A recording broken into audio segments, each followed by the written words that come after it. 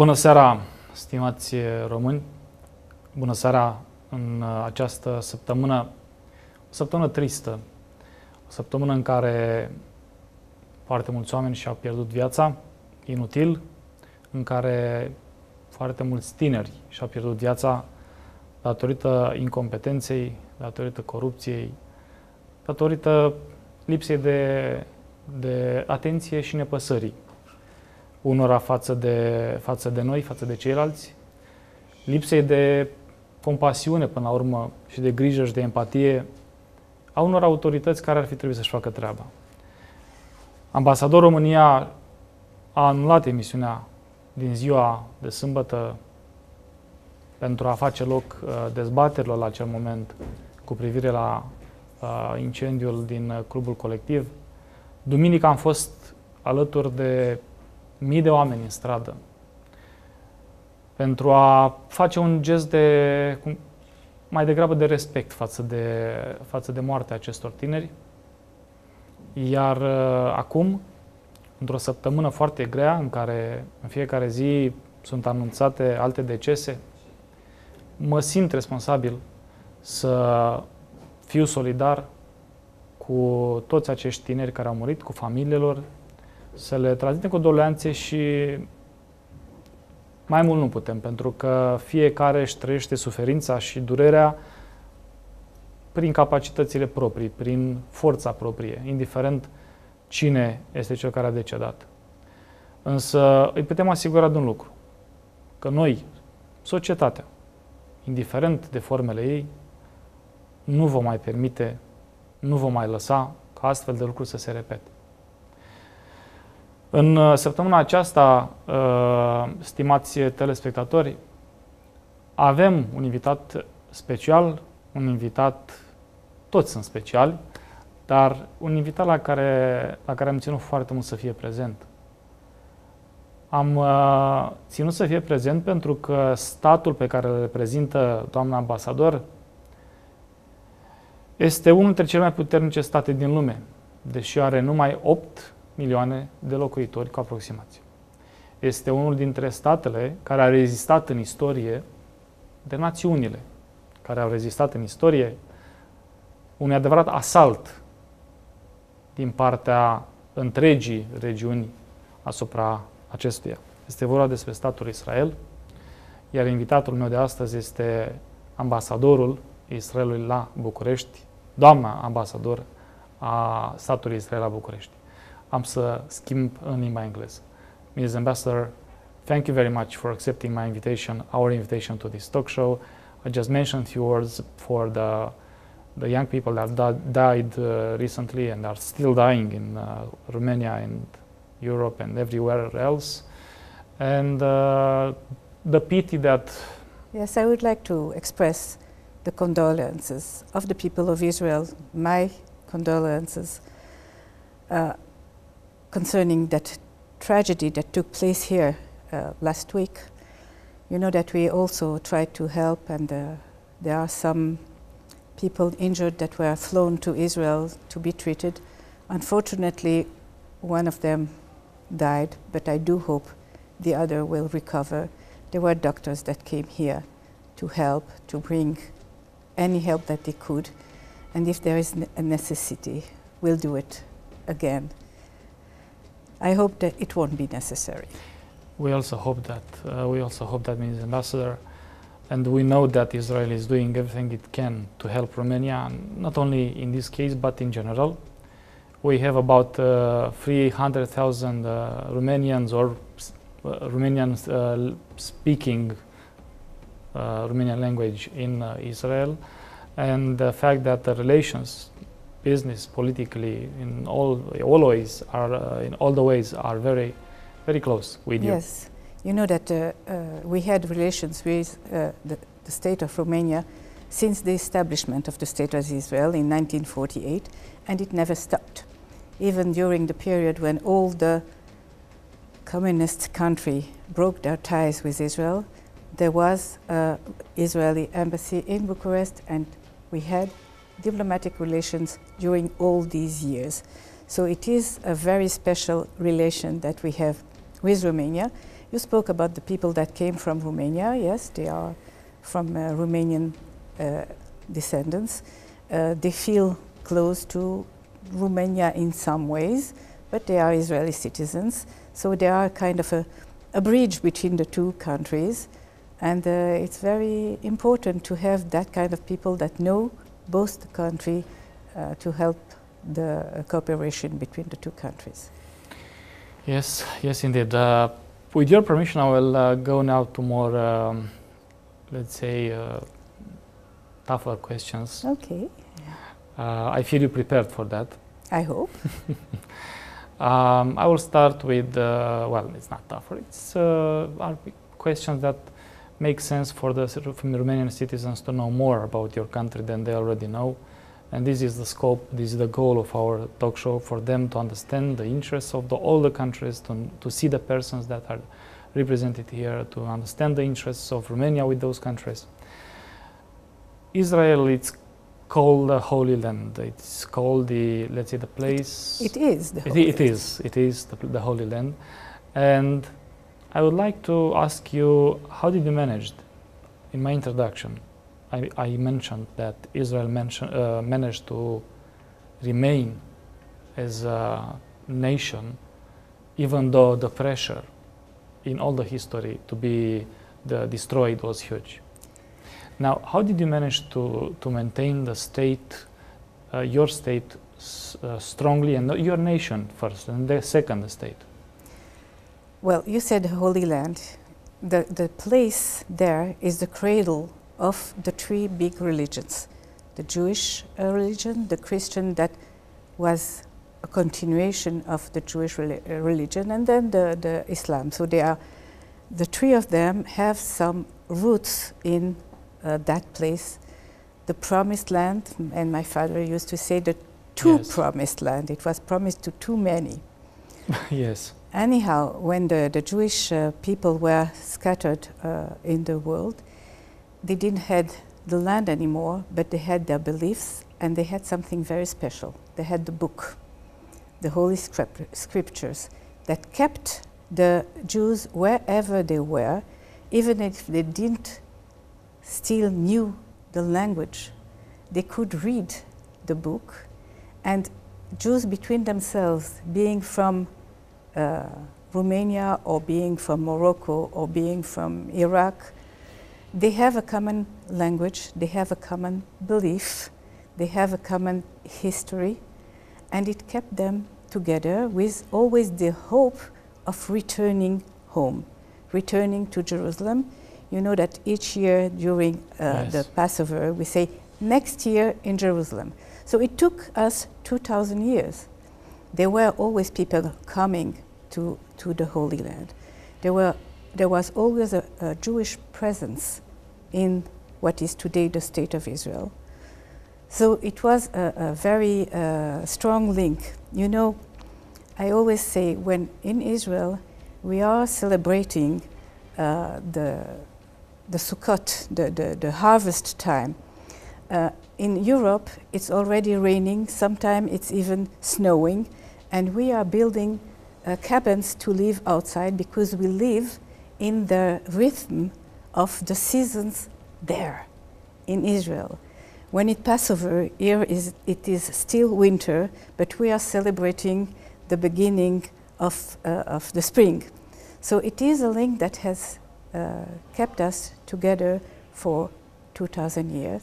And when in Europe the state nations idea have begun after the 1848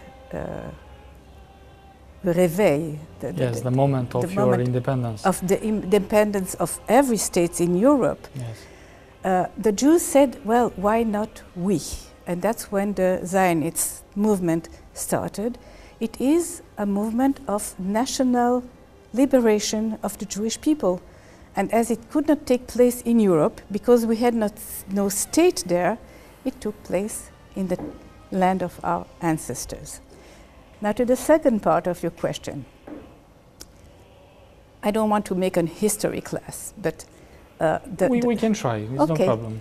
The State of Israel was created in the place where it should have been. It was given first with a mandate to the British to rule it after the Balfour Declaration that stated that Jewish autonomy should take place, in that land. So in 1948, 47, 48, there was the British decided that they don't want that mandate anymore, and there was a resolution in the United Nations to have a partage, give a part, to divide a part to a Jewish state and a second part to an Arab state, which wasn't called at the time Palestinian, but it was supposed to take place at the same time.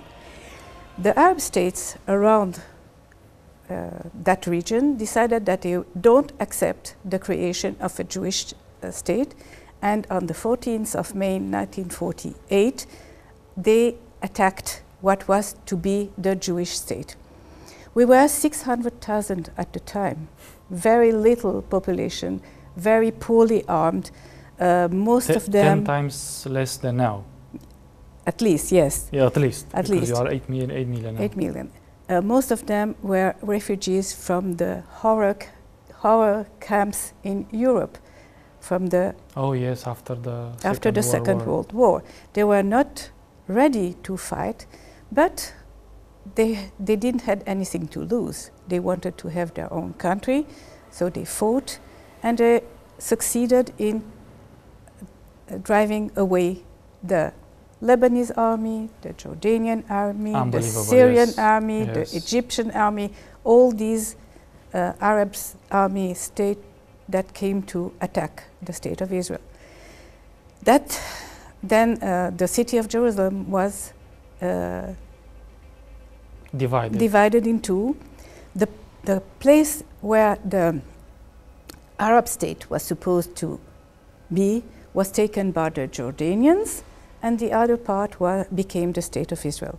That is the situation that prevailed until 1967. Yes. In 1967, there was again a move of the Arab states, led first by Egypt, but then the other joined it, and Israel was attacked. There was a casus belli. It was attacked again, and again Israel managed to repel the attack and to conquer what is now the West Bank and the whole of Sinai.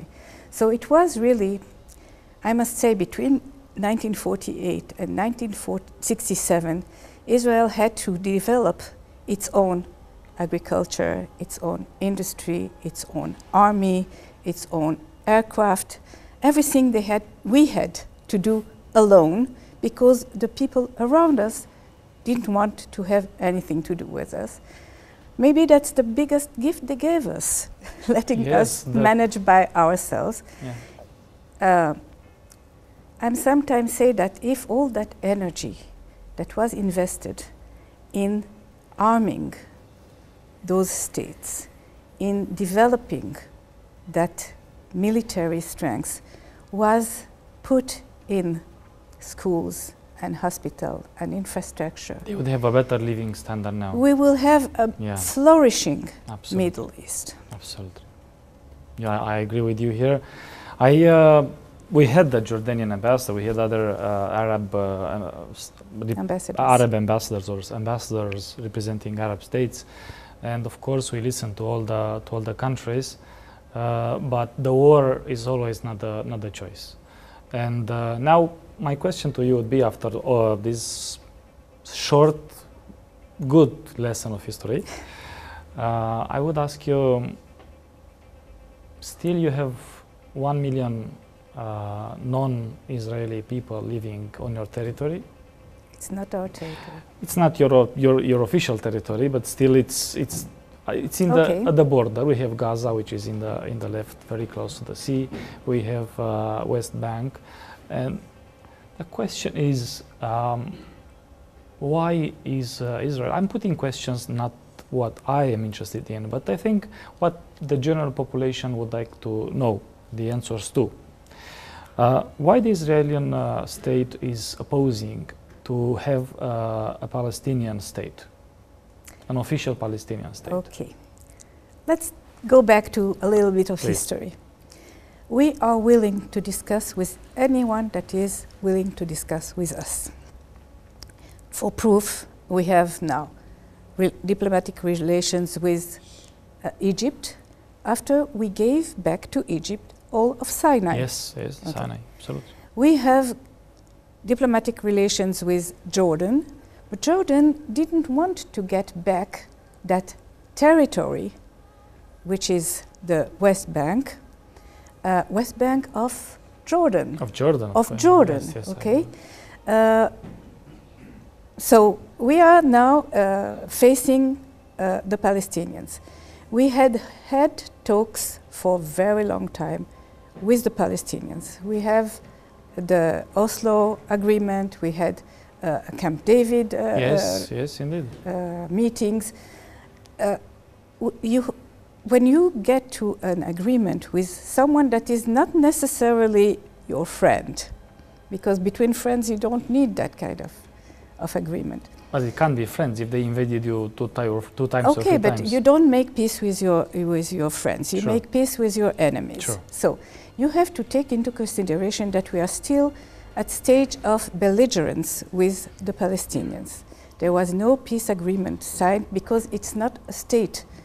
It has not been yet a state with all the sign of a state. But we are willing to talk with them.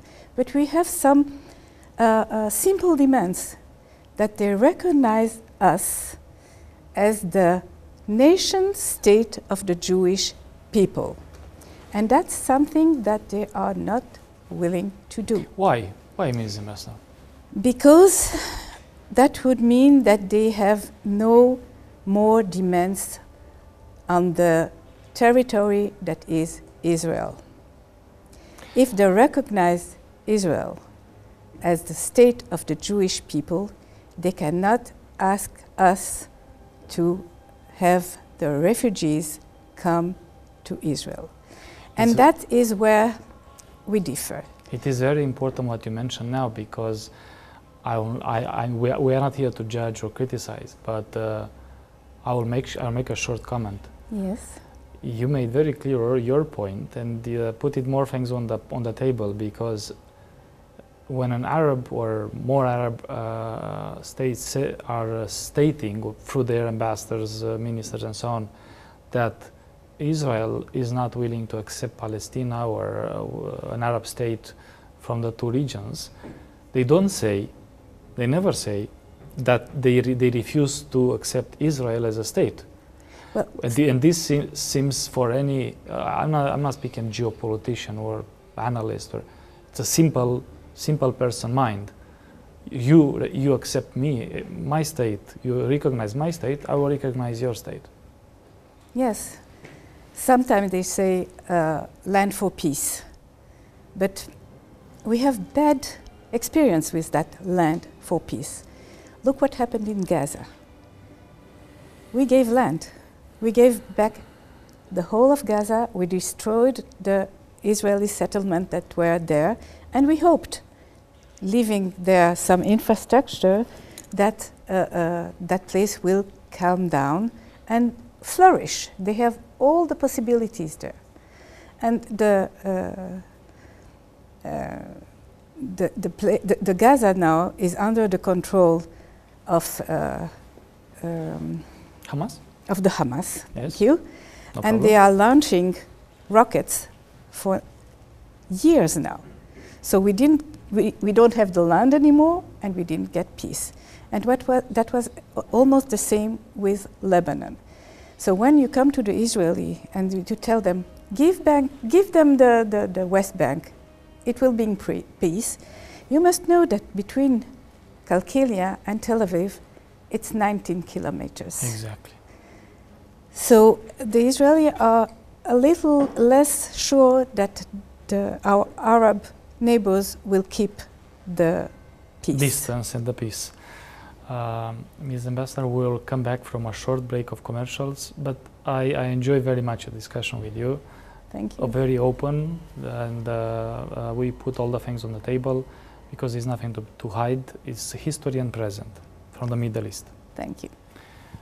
Publicitate.